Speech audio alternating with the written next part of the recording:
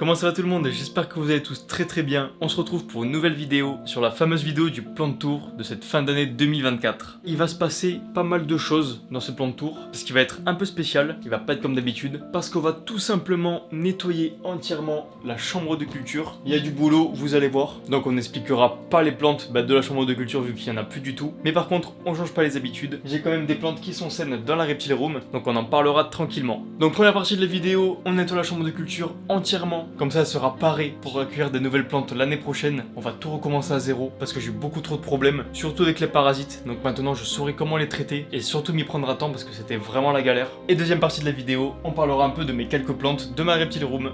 Va falloir se motiver parce qu'il y a du boulot. Donc c'est parti les gars, bienvenue dans l'update de ma plante tour de fin 2024. Voilà un peu comment ça se présente, il n'y a plus rien. J'ai enlevé toutes les plantes parce que c'était pas beau à voir. Donc le but c'est d'enlever tout ça, de tout reclean et surtout de réorganiser tout ça là parce que c'est vraiment le bordel. Je vais vous poser ici et écoutez, c'est parti pour le grand nettoyage de ma chambre de culture. Il y a beaucoup de boulot, allez on y va.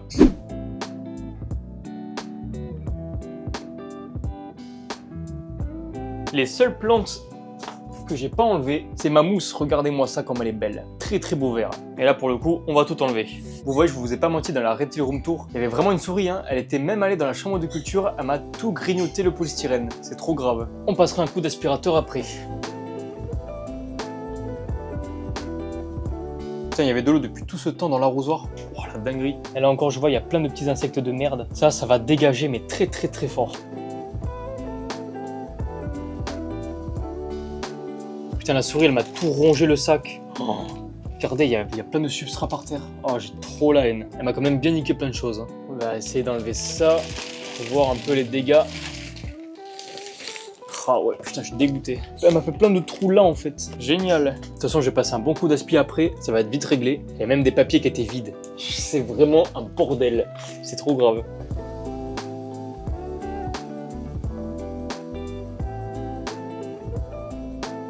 Ah mais j'ai plein de trucs aussi là-dedans. C'est quoi ça? Putain, j'ai plein de pots spéciaux.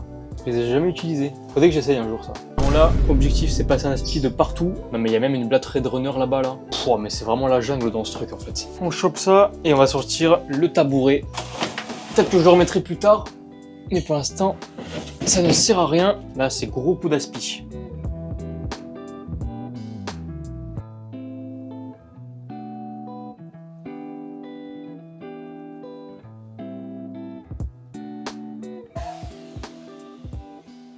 Chou.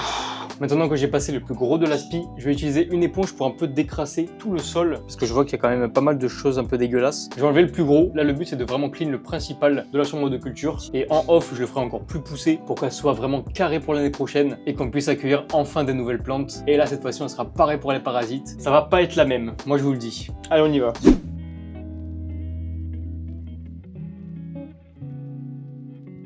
Voilà, c'est beaucoup mieux comme ça, parce que c'était vraiment dégueulasse. Ouais, l'éponge, elle est blindée de conneries. C'est parfait. Je vais encore repasser un petit coup, et après je vais essuyer avec un torchon dégueulasse. Parce que là, dans le lavabo, c'était bien noir. C'est hardcore quand même. Parce que j'avoue que ça, je les nettoie vraiment pas souvent, même quasiment jamais en fait. Je crois que j'ai dû la nettoyer 2 fois en 2 ans, bah en fait, une fois par an. Et ça aussi, je pense que c'est très important de nettoyer souvent pour éviter les parasites, etc. Donc là aussi, j'aurais appris de mes erreurs, et j'essaierai de faire au moins 2-3 nettoyages par an. Comme ça, ce sera réglé. Voilà. Putain, regardez comme elle est noire l'éponge. What the fuck. Là quand même ça fait plaisir, hein. Ça se voit que c'est quand même vachement mieux. C'est plus joli et c'est beaucoup plus propre surtout. Magnifique. Alors la prochaine étape, je sais pas si vous voyez derrière là, mais c'est plein de racines aériennes en fait que mes monstera ont poussé et en fait elles se sont tout simplement accrochées à la chambre. Donc c'est génial. Le but c'est d'essayer vraiment d'enlever le maximum pour que ça fasse vraiment joli. Et si là ça me prend trop de temps, mais encore une fois je le ferai en off. Je me prendrai peut-être carrément une journée ou une demi-journée et je ferai tout nickel. Allez, on va voir si c'est bon. Ouais, ça va, ça part. En tout cas, le plus gros part. Faut quand même bien frotter comme un porc. C'est hardcore à une main, là. Ah, on dirait que je suis en train de chier quand je crie comme ça. Allez, on y va. Je deviens taré. Encore une fois, comme je vous l'ai dit, j'enlève vraiment le principal. Magnifique. Je le fais un peu sur les extrémités et c'est carré. Je content, c'est vraiment déjà plus beau. Même sur la barre, il y a plein de trucs dégueulasses. Voilà, parfait, ça c'est good. Là, du coup, ce qui manque à faire, je vais repasser un mini coup d'aspi pour enlever ce qui est tombé. Et après, dernier truc, j'irai nettoyer le bassin où il y a les plantes. Parce que vu que j'ai plus de bouture, le bassin d'en bas, je l'ai nettoyé depuis longtemps. Et celui-là, je l'avais vite fait nettoyer. Mais vu qu'il y avait encore des trucs, il y a même la souris qui a squatté avec le polystyrène et tout. Donc je vais bien la relaver. Et après, écoutez les gars, c'est carré. Et on pourra tout bien remettre, tout bien réorganiser. Allez, on bombarde.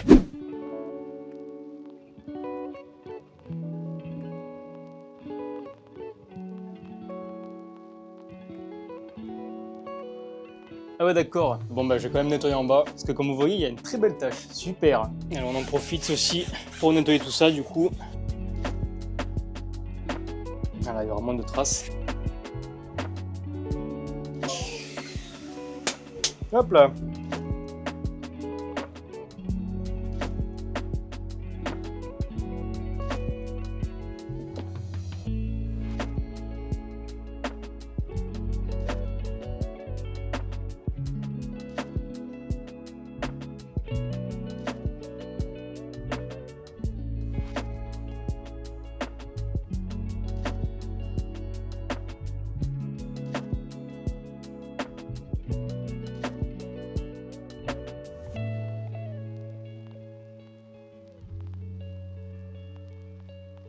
Et voilà, magnifique, je suis trop content. Ça fait du bien de l'avoir propre, parce que c'était pas gagné. Hein. Donc là, le principal est fait. Comme je vous l'ai dit, je désinfecterai mieux en off, parce que ça va me prendre beaucoup de temps, je pense. Mais là, au moins, j'ai enlevé le plus gros. Donc maintenant que tout est nettoyé, on n'a plus qu'à tout ranger. J'essaie de bien organiser tous les sacs de substrat, la sphaigne, le tabouret et le petit bac avec des images en bambou, pour que ça soit tout nickel. Bon, je pense que je vais reprendre comme avant, je vais mettre le tabouret ici avec le bac, et après, je vais me débrouiller pour que tous les sacs soient très bien mis. Allez, dernière ligne droite, on bombarde.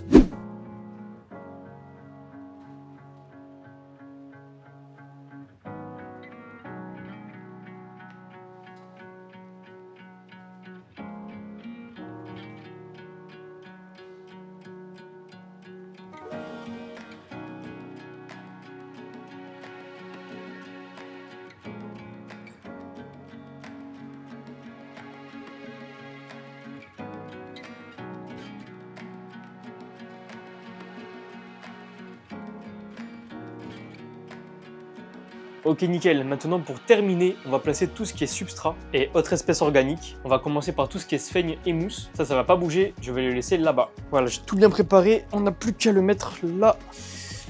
Hop, tranquille. Nickel. Comme ça ici, ce sera tout ce qui est mousse et sphaigne. Ça bouge pas. Et tout ici, du coup, on va mettre les substrats et autres matières organiques. Donc ce qui peut être intéressant là d'abord, c'est de mettre déjà des plateaux qu'on va poser par terre. Hop, comme ça au moins ça salira moins le sol. Et de un, je sais pas si le deuxième y passe, on va voir. Ça c'était mes plateaux où avant je mettais des plantes. Et pour l'instant, je me suis dit que ça peut être pas plus mal de les mettre en bas. Et de deux, ouais nickel, ça passe, c'est cool. Donc ce qu'on va faire là, on va mettre tous les substrats et ici les autres matières organiques. Donc par exemple, on va mettre le sac de coco comme ça. Voilà, bon il est un peu mieux à la va-vite, mais comme ça, je vais pouvoir mettre d'autres substrats à côté pour mieux le tenir. Voilà, on va mettre du substrat d'orchidée et le substrat que j'ai pas terminé pour les philodendrons, nickel. Et ici, du coup, on va mettre les autres matières organiques, comme déjà les billes d'argile, voilà, comme ça. Le gravier, là j'ai un peu de vermiculite, donc on va la mettre comme ça. Et pour terminer, de la perlite, on va la mettre ici. Et voilà. Nickel, c'est cool. Et ben c'est parfait ça. Je vais aller voir un peu qu'est-ce qu'il me restait. J'ai trouvé de la fibre de coco, donc je vais la mettre à côté de la vermiculite. Voilà, nickel. Et j'ai trouvé ça, ça fait partie de la chambre de culture. Vu que je m'en sers pas, je vais aller le mettre dans le bac. Comme ça au moins, les choses dont je ne me sers pas pour l'instant, qui sont hors substrat, et ben je vais le mettre là-dedans. Nickel. Magnifique. Et pour terminer avec la pièce maîtresse, on va la poser ici. C'est le fameux arrosoir qui va avec le brumisateur. Et ben voilà, c'est magnifique tout ça. Regardez. Oh, ça fait du bien quand même. Hein. Là, c'est tout vide. Ça fait trop bizarre en même temps. Il reste ça à enlever. C'est parti. On le fait. Attention, 3, 2, 1. Et la chambre de culture est terminée. Magnifique. Donc maintenant, on n'a plus qu'à attendre l'année prochaine pour pouvoir accueillir de nouvelles plantes.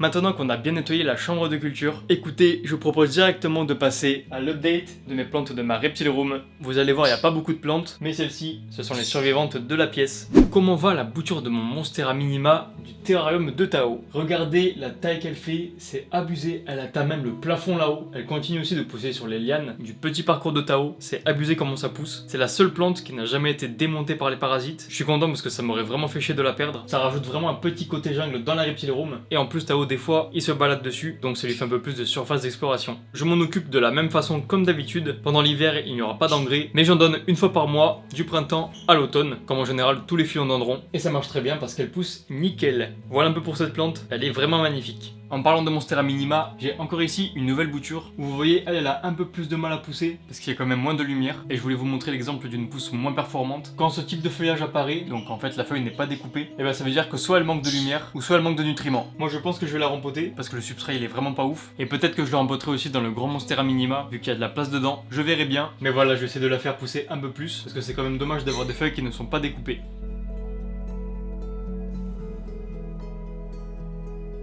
En passant à côté du Monstera Minima, on retrouve ma Monstera Adansonii Mint.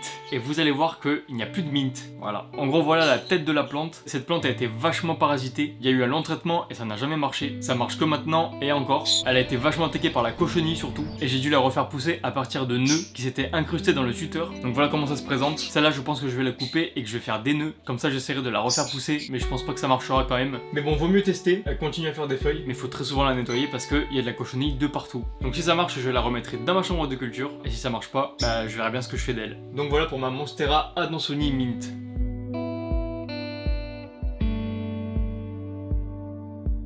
On se retrouve un peu plus haut avec mon pothos. C'est le dernier qui me reste et pour le coup lui il a été vachement attaqué par la cochenille, mais comme vous voyez il a super bien repris. Toutes ces feuilles là n'y étaient pas, il avait un peu végété et je lui ai pas mal fait de grands bains pour enlever toute la cochenille et maintenant il n'y a plus rien, donc ça fait trop plaisir. Comme je l'ai dit dans ma Reptile Room Tour, si j'arrive à faire ce que je veux faire pour les oiseaux, toute la pièce changera et elle sera beaucoup plus lumineuse, donc toutes les plantes j'essaierai de les mettre vraiment au côté où il y a la vitre, comme ça moi il y aura plus de lumière parce que là ça avait végété, mais vu qu'ici il y a quand même de la lumière qu'elle capte, du Terra Delta, et des feuilles plus poussées. Je m'en occupe comme d'habitude, c'est exactement comme le Monstera Minima, de l'engrais une fois par mois, du printemps à l'automne. Et pour une plante qui a été quand même attaquée par la cochenille, elle a des super belles feuilles.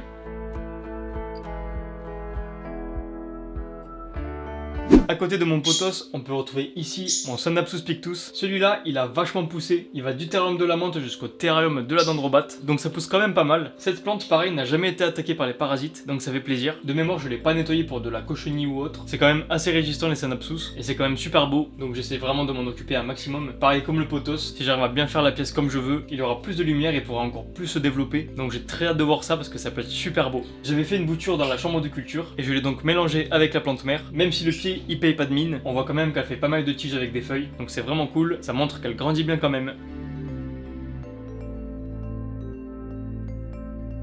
Ici, il y avait mon Platycerium bifurcatum, mais je l'ai mis dans mon salon parce qu'il a été fortement attaqué par la cochenille, donc je suis dégoûté. C'est pour ça aussi que ici, du coup, il fait un peu moins lumineux, j'ai éteint la lumière. Donc je verrai bien si ça marche, et si c'est trop compliqué, tant pis, je m'en referai un. Et cette fois-ci, encore une fois, je saurai comment m'en occuper. Enfin, je sais m'en occuper, mais je saurai comment contrer les parasites. Comme ça, au moins, tout sera carré, et au moins, j'aurai plus de problème. En plus, j'ai reçu comme cadeau une nouvelle lampe de chez TerraLED. C'est un grand spot, donc je pense que je le mettrai vers ici pour le futur Platycerium. Le petit tour est très rapide parce que je n'ai quasiment plus de plantes, donc on arrive à la fin de la vidéo. Déjà dans les pots, les plantes ont aussi pris des trips, donc ne sont plus là. Elles ont une sale infestation quand même, donc ça fait vraiment chier. J'ai préféré tout enlever et pareil attendre l'année prochaine pour mettre de nouvelles plantes. Et ici, comme vous voyez, j'ai réussi à faire des petites boutures de Monstera obliqua parce que la plante mère est du coup morte. Je pouvais vraiment rien faire, c'était trop compliqué. Mais par contre, j'ai réussi à faire des petites boutures et je verrai si elle pousse bien parce que ok, là j'ai une belle feuille, mais elle a quand même été un peu attaquée par les trips. Il y en a une deuxième qui pousse et sur les autres ça pousse aussi un peu. Donc je verrai bien parce que ça pourrait être très cool d'en revoir. Et au pire, tant pis. Moi j'adore cette plante et je sais que j'en rachèterai en 2025.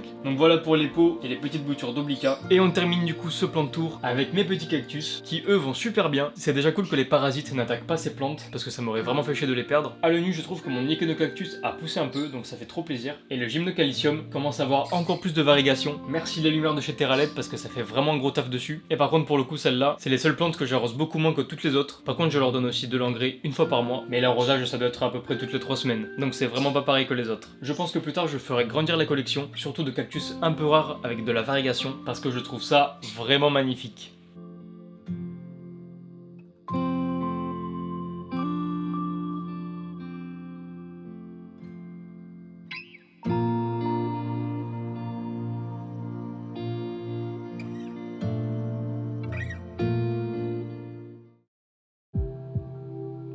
Et voilà les amis, la vidéo est terminée, j'espère qu'elle vous aura plu. Je suis trop content, ça fait trop plaisir d'avoir une chambre bien propre. Elle est parée pour accueillir les nouvelles plantes qui vont arriver début 2025. Et je croise les doigts pour que tout se passe bien maintenant. Que si j'ai une connerie, je le traite directement avec des très bons produits. Donc ne vous en faites pas, ça va le faire. N'oubliez pas de liker et de commenter pour savoir si la vidéo vous a plu ou non, à la partager. Et bien évidemment de vous abonner à ma chaîne YouTube, ça me ferait super plaisir. Sur ce, on se retrouve le 31 pour la dernière vidéo de l'année 2024. C'était Dorian, salut tout le monde!